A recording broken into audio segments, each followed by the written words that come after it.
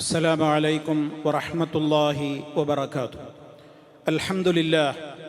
اللهم صل على محمد وعلى آل محمد. أما بعد.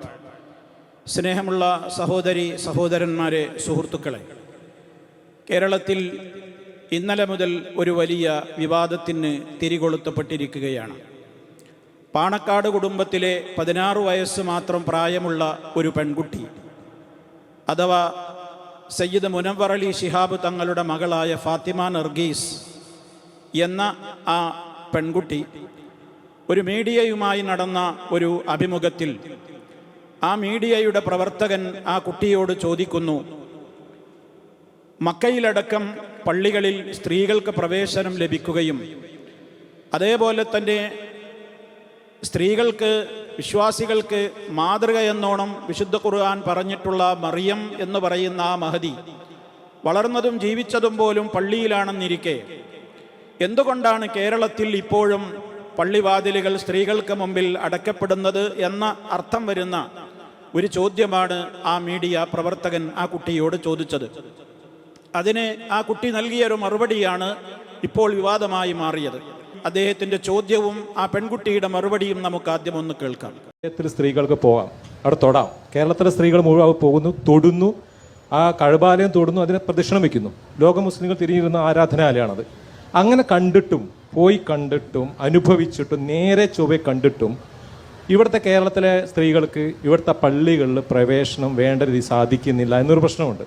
ഇപ്പോൾ മറിയം ബീവി, ഈസാ നബിയുടെ അമ്മ, അവരാണ് മുസ്ലിം ലോക മനുഷ്യർക്ക് മുഴുവൻ മോഡലായിട്ട് ഖുർആൻ ചിത്രീകരിക്കുന്നത്. അവർ പള്ളിയിൽ ജീവിച്ചിരുന്ന സ്ത്രീയാണ്, പള്ളിയിൽ ജീവിച്ചിരുന്നു, പള്ളിയിൽ വെച്ച് ദൈവം നേരിട്ട് ഭക്ഷണം കൊടുത്തു എന്ന് ഖുർആൻ പറയുന്നു, പള്ളിയിൽ ജീവിക്കുന്നു. എന്നിട്ടും ഇത് കണ്ടിട്ടും വായിച്ചിട്ടും കേരളത്തിലെ മുസ്ലിം സ്ത്രീകൾക്ക് പള്ളിയിൽ പ്രവേശനം മറ്റു മതക്കാരെ അതിനൊക്കെ അപ്പുറത്ത് സാധിക്കേണ്ടത് 1400 വർഷമായിട്ട് സ്ത്രീകൾ പോകുന്നു, സാധിക്കാത്തത് എന്ത് കൊണ്ടായിരിക്കും എന്ന് മാഡത്തിന് മറുപടി പറയാമോ? ഈ ചോദ്യം കുറച്ച് ഇതാണ്, എനിക്കറിയാം.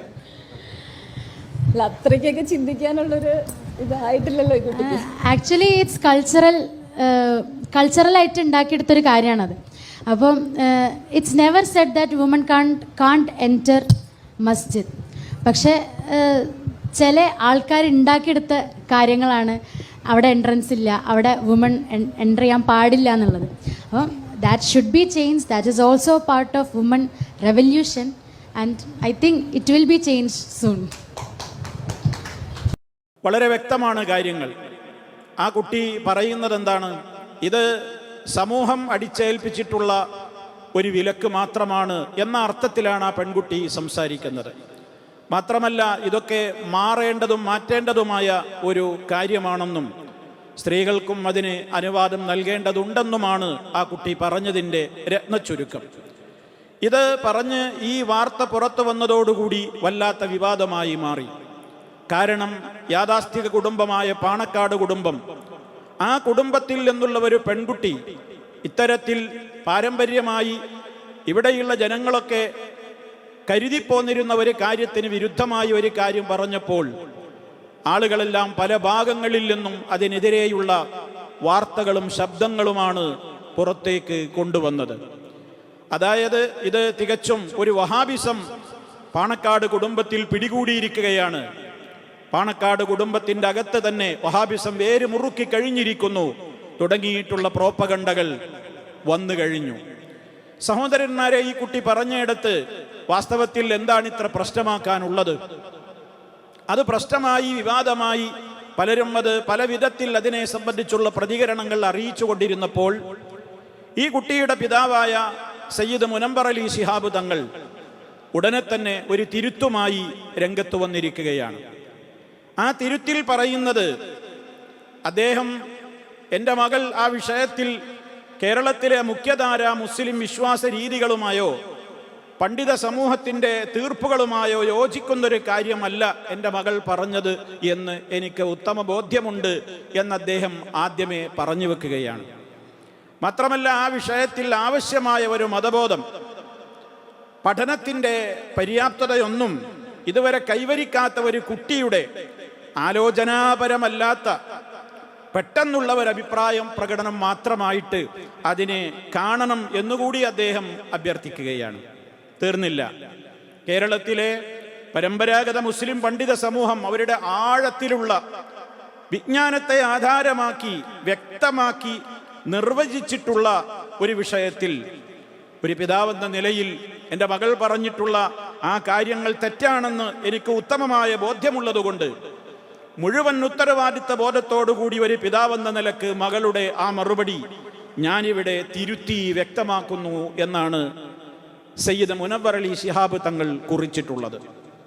സഹോദരങ്ങളെ, എന്താണ് ഇവിടെ ഇത്രത്തോളം ഒരു ഭയപ്പാട് മുനവ്വർ അലി ശിഹാബ് തങ്ങൾക്ക് ഉണ്ടാകുവാൻ കാരണം? എത്ര ആലോചിച്ചിട്ടും മനസ്സിലാകുന്നില്ല. വാസ്തവത്തിൽ ആ കുട്ടി പറഞ്ഞതല്ലേ യാഥാർത്ഥ്യം. കുട്ടിയുടെ പ്രായം 16, പക്വതയില്ല, അതല്ലെങ്കിൽ വേണ്ട രൂപത്തിൽ അറിവ് നേടിയിട്ടില്ല, അറിവിൻ്റെ പര്യാപ്തത കുറവാണ് എന്നൊക്കെയുള്ള അഭിപ്രായ പ്രകടനങ്ങൾ പിതാവെന്ന നിലക്ക് അദ്ദേഹത്തിന് നടത്താമെങ്കിലും ഇത് ഏതൊരു കുട്ടിക്കും മനസ്സിലാകുന്നൊരു യാഥാർത്ഥ്യമല്ലേ? കാരണം മീഡിയ പ്രവർത്തകന്റെ ചോദ്യം തന്നെ എന്താണ്?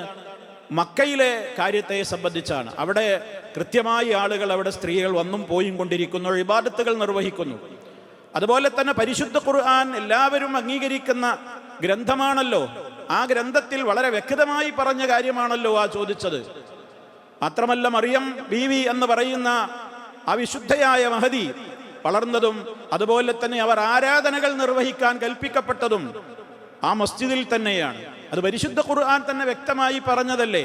അവരവിടെ താമസിച്ചു കൊണ്ടിരിക്കെ തന്നെ അള്ളാഹുവിന്റെ കൽപ്പന എന്താണ്? യാ മറിയം ഉഖ്നുതി ലിറബ്ബികി വസ്ജുദി വർക്കഈ മഅർ റാക്കിഈൻ. ഓ മറിയമേ, ഉഖ്നുതി ലിറബ്ബികി, യജമാനനായ നിന്റെ റബ്ബിന് വേണ്ടി അടക്കവും ഒതുക്കവും വിനയവും ഒക്കെ കാണിക്കണം, ഭക്തിയോടുകൂടെ ജീവിക്കണം. വസ്ജുദി, നീ സുജൂദ് ചെയ്യണം, സാഷ്ടാംഗം നമിക്കണം. വർക്കഈ, നീ റുകൂഉൻ ചെയ്യണം. മഅർ റാക്കിഈൻ, റുകൂഉ ചെയ്യുന്നവരോടൊപ്പം. സ്വന്തമായിട്ട് പള്ളിയിലാണ് നീ ഒരു മൂലയിൽ നീ വളർന്നോ, പക്ഷേ നിസ്കാരത്തിന്റെ സമയമായ വീട്ടിന്റെ ഉള്ളിലേക്ക് പോകണം.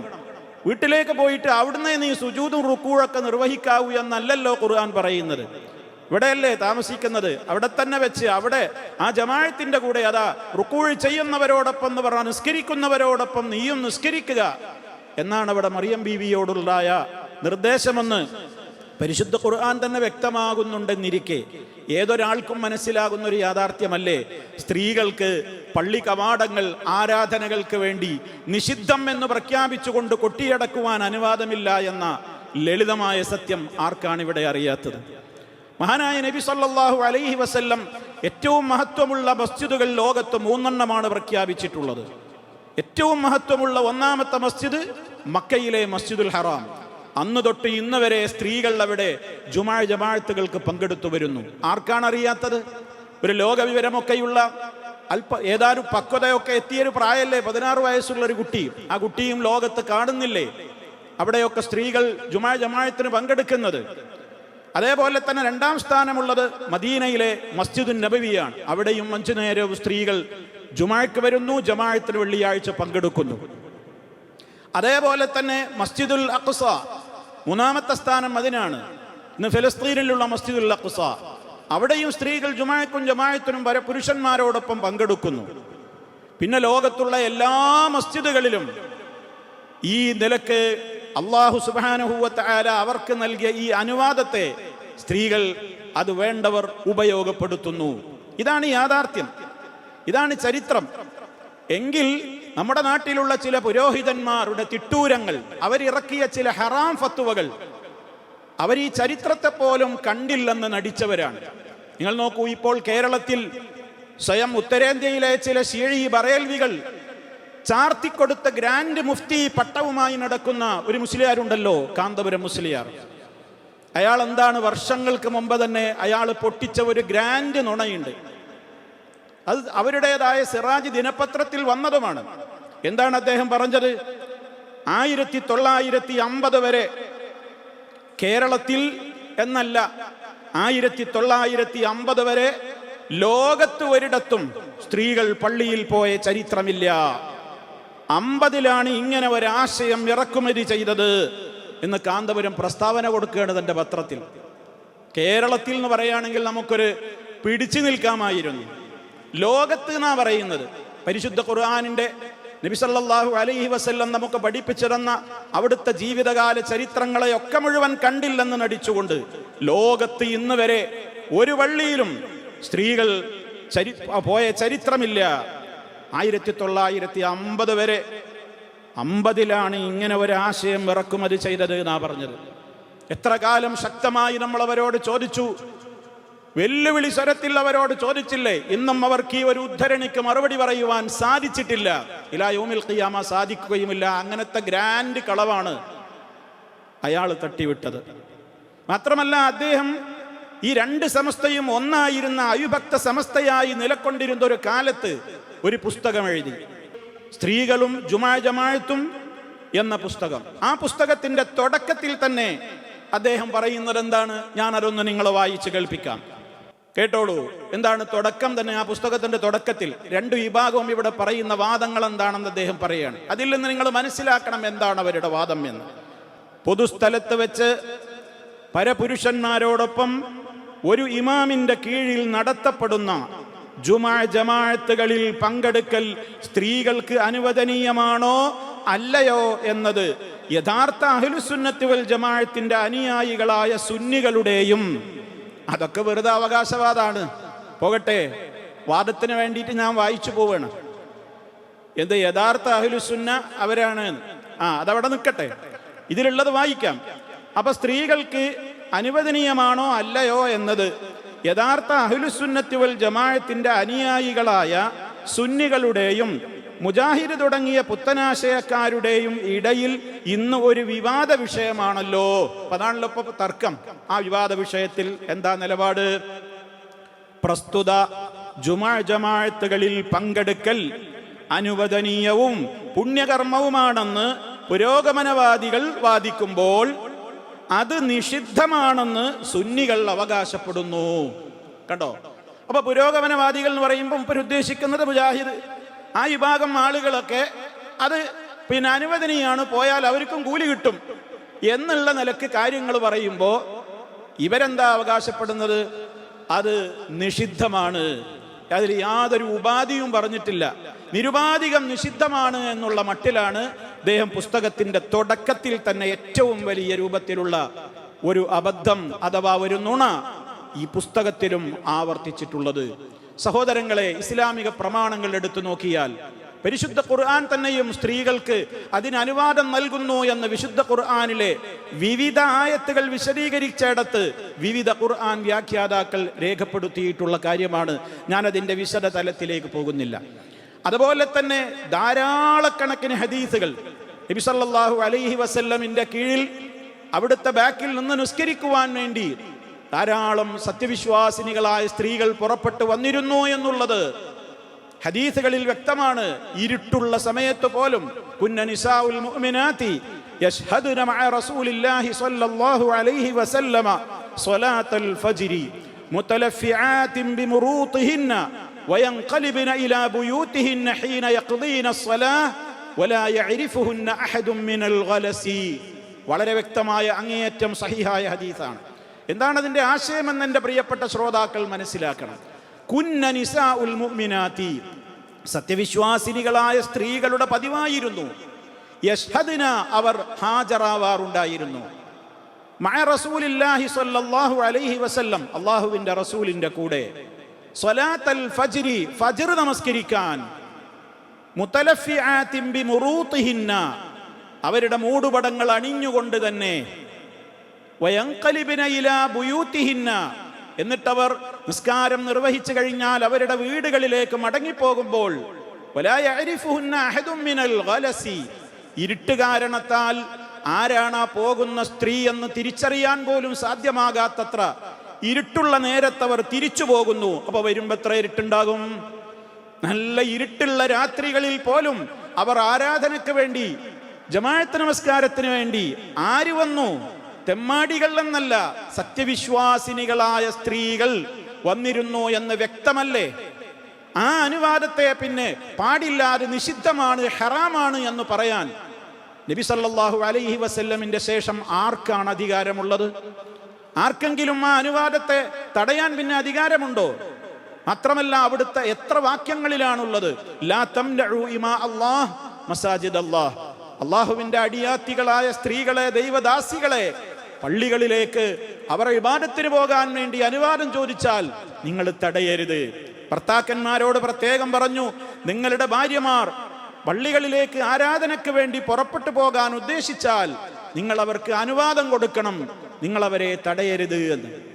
ഇങ്ങനെയൊക്കെയുള്ള ഏറ്റവും പ്രാധാന്യമർഹിക്കുന്ന ഇസ്ലാമികമായ കാര്യങ്ങളൊക്കെ അനുഷ്ഠിച്ചിരുന്ന ഭാരതന്മാരായ ആ സഹാബ വനിതകൾ, അവർക്കൊന്നും തിരിയാത്ത ഒരു ഹറാം പിൽക്കാലത്ത് ഇവർക്ക് എങ്ങനെയാണ് തിരിഞ്ഞത്? അതുകൊണ്ട് തന്നെ ഈ ബീവിക്കുട്ടി മനസ്സിലാക്കിയതല്ലേ സത്യം. ആ പാണക്കാട് കുടുംബത്തിലെ 16 വയസ്സേ ആ കുട്ടിക്ക് പ്രായമുള്ളുവെങ്കിലും ആ കുട്ടി മനസ്സിലാക്കിയ ഒരു പക്വതയും ആ കുട്ടി മനസ്സിലാക്കിയ ഒരു പൊതുബോധമെങ്കിലും പിതാവായ തങ്ങൾക്ക് ഉണ്ടാകേണ്ടിയിരുന്നു എന്ന് വളരെ വിനീതമായി പറയാതിരിക്കാൻ വയ്യ.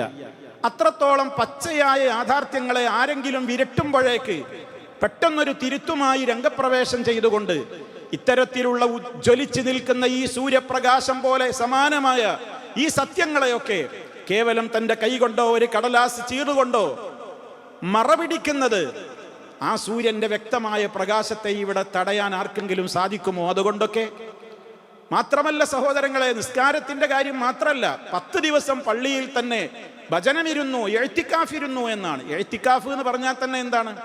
പള്ളിയിൽ ചടഞ്ഞുകൂടിയിരിക്കലാണ്. അവിടെ തന്നെ ഉറക്കം, അവിടെ തന്നെ എല്ലാം. ആരാ ചെയ്യുന്നത്? ഏതെങ്കിലും പിൽക്കാലത്തുള്ള ഇവർ പുത്തൻവാദികളെന്ന് പേരിട്ട് നടക്കുന്ന ഏതെങ്കിലും ആളുകളല്ല. അള്ളാഹുവിന്റെ റസൂൽ സല്ലല്ലാഹു അലൈഹി വസല്ലമിന്റെ ഭാര്യയായ വിശ്വാസികളുടെ മാതാവായ ആയിഷ റളിയല്ലാഹു തആല അൻഹ തന്നെ പറയാണ്, അള്ളാഹുവിന്റെ റസൂൽ സല്ലല്ലാഹു അലൈഹി വസല്ലമ റമദാൻ മാസമായാൽ അതിന്റെ അവസാന 10 ദിനങ്ങളിൽ പള്ളിയിൽ തന്നെ കഴിച്ചുകൂട്ടും. പള്ളിയിൽ തന്നെ 10 ദിവസം കഴിച്ചുകൂട്ടും നബി സല്ലല്ലാഹു അലൈഹി വസല്ലം. പ്രവാചകനോടൊപ്പം ഭാര്യമാരുണ്ടാകും. നബി സല്ലല്ലാഹു അലൈഹി വസല്ലമിന്റെ വഫാത്തിന്റെ ശേഷം പ്രവാചക വിയോഗത്തിന്റെ ശേഷം അവിടുത്തെ ഭാര്യമാർ പള്ളിയിൽ 10 ദിവസവും എഴുത്തിക്കാഫിരിക്കാറുണ്ടായിരുന്നു എന്ന് ആലോചിച്ചു നോക്കൂ. അള്ളാഹുവിന്റെ റസൂല് വഫാത്തായി കഴിഞ്ഞാൽ പിന്നീട് ഒരു മതനിയമം വാനലോകത്ത് നിന്ന് ഭുവനലോകത്തേക്ക് ഒരു ഹറാമിന്റെ നിയമം പിന്നെ ഇറങ്ങാൻ ഇനി പാടുണ്ടോ? ഇനി അങ്ങനെ ഇറങ്ങുമോ? നബി സല്ലല്ലാഹു അലൈഹി വസല്ലം അനുവാദം കൊടുത്ത ഒരു കാര്യത്തെ ഇനി ഒരു വഹയിലൂടെ അത് പാടില്ലെന്ന് പറയാൻ പ്രവാചകന്റെ ശേഷം ഒരു വഹി ഇവിടെ ആർക്കാണ് ഇറങ്ങിയത്? അതുകൊണ്ട് തന്നെ നബി സല്ലല്ലാഹു അലൈഹി വസല്ലമിന്റെ പ്രിയപ്പെട്ട ഭാര്യമാര് ജുമയും ജമാഅത്തും നിസ്കരിച്ചു, ഇഅ്തികാഫും ഇരുന്നു എന്നുള്ളതിന് ഈ ഒരൊറ്റ ഹദീസ് തന്നെ തെളിവല്ലേ? 5 നേരം നിസ്കരിക്കൂലേ ഓരോ ദിവസവും? ആഴ്ചയിൽ ഒരു വെള്ളിയാഴ്ച വരില്ലേ 10 ദിവസം ഇഅ്തികാഫിരിക്കുമ്പോ? അപ്പൊ ജുമയിലും പങ്കെടുത്തില്ലേ? ഇഅ്തികാഫുമായി പള്ളിയിൽ തന്നെ നിരന്തരം കഴിച്ചുകൂട്ടലുമായി. ഇതൊക്കെ വളരെ വ്യക്തമായ സത്യങ്ങളല്ലേ? 100 കണക്കിന് സത്യങ്ങൾ. സ്ത്രീകൾക്ക് അവരുദ്ദേശിക്കുന്നുവെങ്കിൽ അന്യപുരുഷന്മാർ പങ്കെടുക്കുന്ന പള്ളിയിലേക്ക് ജുമാഅക്കും ജമാഅത്തിനും പങ്കെടുക്കൽ അവരുദ്ദേശിക്കുന്നുവെങ്കിൽ അതവർക്ക് അനുവദനീയമാണെന്നും പോയാൽ അവർക്കും കൂലി കിട്ടുമെന്നും അവരെ തടയാൻ പാടില്ലെന്നുമുള്ള വ്യക്തമായ ഇസ്ലാമിന്റെ ഈ ലളിതമായ സത്യം ഒരു കുട്ടി വിളിച്ചു പറഞ്ഞുവെങ്കിൽ ആ കുട്ടിയെ അഭിനന്ദിക്കുകയല്ലേ ഒരു പിതാവെന്ന നിലക്ക്, ഒരു രക്ഷിതാവെന്ന നിലക്ക് തങ്ങൾ ചെയ്യേണ്ടിയിരുന്നത്? പക്ഷേ പാരമ്പര്യ വിശ്വാസത്തിനെതിരാണ്. പരമ്പരാഗതമായിട്ട് ആഴത്തിൽ അറിവുള്ള ജ്ഞാനികളായ പണ്ഡിതന്മാർ, ഈ ജ്ഞാനികളായ പണ്ഡിതന്മാർ പറഞ്ഞ പൊട്ടത്തരായി ഞാൻ ആദ്യം കേൾപ്പിച്ചത്. വലിയ ജ്ഞാനികളായ പണ്ഡിതന്മാരെന്ന് പറഞ്ഞാൽ ആ കാലഘട്ടത്തിൽ അവിഭക്ത സമസ്ത ഒന്നിച്ചു നിന്നിരുന്ന കാലത്ത് ഇവിടുത്തെ ഗ്രാൻഡ് മുഫ്തിയായിട്ട് ഇപ്പോഴും ചമഞ്ഞു നടക്കുന്ന വ്യക്തി പറഞ്ഞ വാചകമാണ്. ലോകത്തൊരിടത്തും 1950 വരെ സ്ത്രീകൾ പള്ളിയിൽ പോയ ചരിത്രമല്ല. 50-ലാണ് ഇങ്ങനെ രാഷ്ട്രീയ ഇറക്കുമതി ചെയ്തത്. ആ പൊട്ടത്തരം ഈ കുട്ടി അംഗീകരിക്കണോ? അപ്പൊ ഈ കുട്ടി അവിടേക്ക് എത്തിയിട്ടില്ല എന്നാണോ? എന്താണ് നമ്മൾ മനസ്സിലാക്കേണ്ടത്? അതുകൊണ്ട് തന്നെ സഹോദരങ്ങളെ, കാര്യങ്ങൾ വ്യക്തമാകുവാൻ ഒരുപാട് വഴികൾ നിറഞ്ഞു നിൽക്കുന്ന ഒരു കാലഘട്ടത്തിലാണ്. ആരും കണ്ണടച്ച് ഇരുട്ടാക്കിയാലൊന്നും ലോകം മുഴുവൻ ഇരുട്ടിലാവുകയില്ല. കണ്ണ് ചിമ്മിയവന്റെ കണ്ണ് മാത്രം ഇരുളടയും എന്നുള്ളതല്ലാതെ ഇവിടെ സത്യം പ്രോജ്വലിച്ച് നിലനിൽക്കുക തന്നെ ചെയ്യും. അതിന് പാരമ്പര്യമുള്ള, പേരുള്ള, പ്രശസ്തിയുള്ള തറവാടിന്റെ അകത്തളങ്ങളിൽ നിന്ന് പോലും ആളുകൾക്കത് ഗ്രാഹ്യമാകുന്നു എന്നുള്ളത് അള്ളാഹുവിനെ സ്തുതിക്കേണ്ടുന്ന കാര്യമാണ്. അതുകൊണ്ട് തന്നെ അവർ പഠിക്കട്ടെ, കാര്യങ്ങൾ കൂടുതൽ മനസ്സിലാക്കട്ടെ. ആ രൂപത്തിൽ ലോകം കാര്യങ്ങൾ കൃത്യമായി തന്നെ മനസ്സിലാക്കുമ്പോൾ അതിനെ ആരുടെയെങ്കിലും തിട്ടൂരങ്ങൾ കൊണ്ടോ വിരട്ടലുകൾ കൊണ്ടോ ബഹിഷ്കരണ ഭീഷണികൾ കൊണ്ടോ അതല്ലെങ്കിൽ വരാനിരിക്കുന്ന തെരഞ്ഞെടുപ്പിന്റെ ഉമ്മാക്കി കാണിച്ചുകൊണ്ടോ ഒന്നും നേരിട്ടതുകൊണ്ട് സത്യം സത്യമാവാതിരിക്കുകയില്ല എന്ന തിരിച്ചറിവ് പക്വതയുള്ള എല്ലാ രക്ഷിതാക്കൾക്കും പിതാക്കൾക്കും ഉണ്ടാവണം എന്ന് മാത്രം ഓർമ്മപ്പെടുത്തിക്കൊണ്ട് ഈ വിഷയത്തെ സംബന്ധിച്ചുള്ള സമഗ്രമായ അന്വേഷണങ്ങൾക്കും പഠനങ്ങൾക്കും നിഷ്പക്ഷമതികളായ ആളുകൾ തയ്യാറാവണം എന്നാണ് ഈ അവസരത്തിൽ ഓർമ്മപ്പെടുത്തുവാനുള്ളത്. അതുകൊണ്ട് തന്നെ പുരുഷന്മാരെ പോലെ അവർക്ക് പള്ളിയിൽ ജുമാ ജമാഅത്തിന് പോകൽ നിർബന്ധമാക്കിയിട്ടില്ലെങ്കിലും പോയാൽ അവർക്കും പുണ്യം കിട്ടും, പോയാൽ അവർക്കും അത് അനുവദിക്കപ്പെട്ടൊരു കാര്യമാണ്. അതേ അവസരത്തിൽ നിബന്ധനകൾ പാലിച്ചുകൊണ്ടായിരിക്കണം എവിടേക്കും ഒരു സ്ത്രീ പുറത്തേക്ക് ഇറങ്ങേണ്ടത്. ആ നിബന്ധന എന്താണ്? അത് എല്ലായിടത്തേക്കും ബാധകമായ നിയമമാണ്, പള്ളിയിലേക്ക് പോകുമ്പോൾ മാത്രമുള്ള നിയമമല്ല. ആ നിബന്ധനകളൊക്കെ പണ്ടേ ആളുകൾ എല്ലാവരും അംഗീകരിക്കുന്നതാണ്. ഭർത്താവുള്ളൊരു സ്ത്രീയാണെങ്കിൽ ഭർത്താവിൻ്റെ അനുവാദം വേണം. ഇനി കല്യാണം കഴിഞ്ഞിട്ടില്ലാത്തൊരു കുട്ടിയാണെങ്കിൽ രക്ഷിതാക്കളുടെ അനുവാദം വേണം. അതേപോലെ തന്നെ ഇസ്ലാമികമായ വേഷവിധാനങ്ങളോടുകൂടിയാവണം. കുഴപ്പമുണ്ടാക്കുന്ന രൂപത്തിലുള്ള വേഷങ്ങളും കാര്യങ്ങളുമായിട്ട് പോകരുത്. അത് പള്ളിയിലേക്ക് മാത്രമല്ല, എവിടേക്കും ഇറങ്ങാൻ പാടില്ല. അതാണ് ഇസ്ലാമികമായി നമ്മൾ മനസ്സിലാക്കിയിരിക്കേണ്ടത്. അതുകൊണ്ട് തന്നെ ഈ ഒരു വിവാദമുണ്ടായ പശ്ചാത്തലത്തിൽ കാര്യങ്ങൾ വ്യക്തമായി എൻ്റെ ശ്രോതാക്കൾ മനസ്സിലാക്കണം, പഠിക്കാൻ തയ്യാറാവണം എന്ന് മാത്രം വിനീതമായി ഓർമ്മപ്പെടുത്തിക്കൊണ്ട് അല്ലാഹു സുബ്ഹാനഹു വ തആല നേരറിയാൻ, നേരിൻ്റെ വാഹകരാകുവാൻ, നേരനുസരിച്ച് ജീവിക്കുന്നവരാകുവാൻ ഭാഗ്യം സിദ്ധിക്കുന്ന നല്ലവരിൽ നമ്മെ എല്ലാവരെയും അവൻ ഉൾപ്പെടുത്തി അനുഗ്രഹിക്കുമാറാകട്ടെ. വൽഹംദുലില്ലാഹി റബ്ബിൽ ആലമീൻ. വസ്സലാമു അലൈക്കും വറഹ്മത്തുള്ളാഹി വബറകാതുഹു.